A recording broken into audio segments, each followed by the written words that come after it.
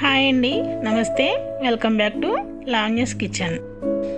ఈరోజు నేను మష్రూమ్తో ఒక టేస్టీ గ్రేవీ కర్రీ ఎలా తయారు చేసుకోవాలో ఈ వీడియోలో తెలుసుకుందాం. ముందుగా పుట్టగొడుగులను 4 భాగాలుగా కోసి ఉప్పు నీళ్ళలో వేసి నానబెట్టుకున్నాను. ఇప్పుడు పొయ్యి మీద బ్యాండ్లీ పెట్టి కొంచెం ఆయిల్ వేసి ఇలా మష్రూమ్ ముక్కల్ని వేసి కొంచెం ఉప్పు పసుపు వేసుకుని దానిలో వాటర్ అంతా పోయేదాకా వేపుకుందామండి. ముక్కలు వేగేలోగా మనం ఇప్పుడు కూరకు తాలింపు పెట్టుకుందాం. ముందుగా స్టవ్ వెలిగించి పాత్ర పెట్టుకొని కొంచెం ఆయిల్ వేసి ఉల్లిపాయలు పచ్చిమిరపకాయలు వేసి వేపుకుందామండి. ఉల్లిపాయ ముక్కలను ఒకసారి తిప్పుకొని కొంచెం కల్లుప్పు కొంచెం పసుపు వేసుకుని తిప్పుకుందామండి. ఉల్లిపాయలు మగ్గేలోపు ఒకసారి మష్రూమ్స్ చూద్దామండి. ఇగోండి మన మష్రూమ్లు ఉడికిపోయినాయి. ఇంకా స్టవ్ ఆఫ్ చేసి పక్కన పెట్టేయండి.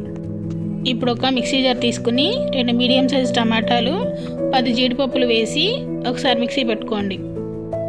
ఉల్లిపాయలు కూడా మగ్గిపోయినాయండి. ఇప్పుడు ఒక 1/2 టేబుల్ స్పూన్ అల్లం వెల్లుల్లిపాయల పేస్ట్ వేసి పచ్చివాసన పోయేంత వరకు వేపుకుందాం. అల్లం వెల్లుల్లిపాయల పేస్ట్ కొంచెం పచ్చివాసన పోవడానికి 2 నిమిషాలు టైం పడుతుందండి. ఇలా తిప్పుకుంటూ ఉండటం వలన అడుగంటుకోదండి కర్రీ. చూసారండి, ఇలా నూనె కొంచెం పైకి తేలుతున్నట్టు కనిపిస్తుంది. ఇలా కనిపిస్తే అల్లం వెల్లుల్లిపాయల పేస్ట్ మగ్గినట్టేనండి. ఇప్పుడు ఇందులో మన టేస్ట్కి తగ్గట్టు ఎంత కారం కావాలో అంత కారం యాడ్ చేసుకోండి. కారం వేసిన తర్వాత ఇలా 2 నిమిషాల పాటు తిప్పుకుంటూ ఉండాలండి. లేకపోతే అడుగు మాడిపోయి గొట్టొస్తుంది. ఈ మష్రూమ్ల కూర పలావ్లో కానీ వైట్ రైస్లో కానీ చపాతీల్లో కానీ చాలా బాగుంటుందండి. నిజంగా మీరు కూడా ఒకసారి ట్రై చేయండి. ఇప్పుడు మనం ముందుగానే పట్టి ఉంచుకున్న టమాటా పేస్ట్ని ఇందులో వేసేసి బాగా తిప్పాలండి. టమాటాల్లో ఉండే పచ్చివాసన పోయేంత వరకు ఇది ఇలా కలుపుతూ ఉండాలండి.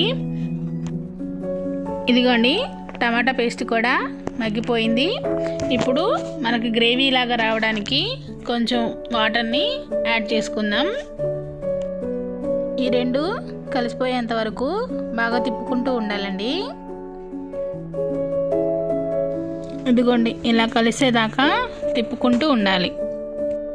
మూత పెట్టేసి కాసేపు వదిలేద్దాం. ఇదిగోండి, ఇలా ఒక పొంగు వచ్చిన తర్వాత ఇందాక మనం వేపి పక్కన పెట్టుకున్న మష్రూమ్ని ఇందులో వేసేసి కలిపేద్దాం. ఇలా ఉడుకుతున్నప్పుడు ఉప్పు కర్రలు చూసుకోండి. ఏదైనా సరిపోతే ఈటైనా వేసేసుకొని కలిపేసుకోండి. ఇంతేనండి, మన కూర ఇంకా ఆల్మోస్ట్ దగ్గరికి వచ్చినట్టే. ఇప్పుడు ఒక టేబుల్ స్పూన్ ధనియాల పొడి వేసుకుని బాగా తిప్పుకోండి. అంతేనండి, నేను ఇంకా ఎక్స్ట్రా ఏ మసాలా పొడులు యాడ్ చేయను. ఒక ధనియాల పొడి యాడ్ చేస్తాను అంతే.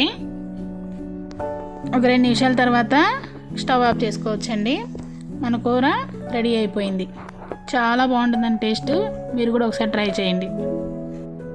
ఈ వీడియో కనుక మీకు నచ్చితే please like, share, subscribe to my channel.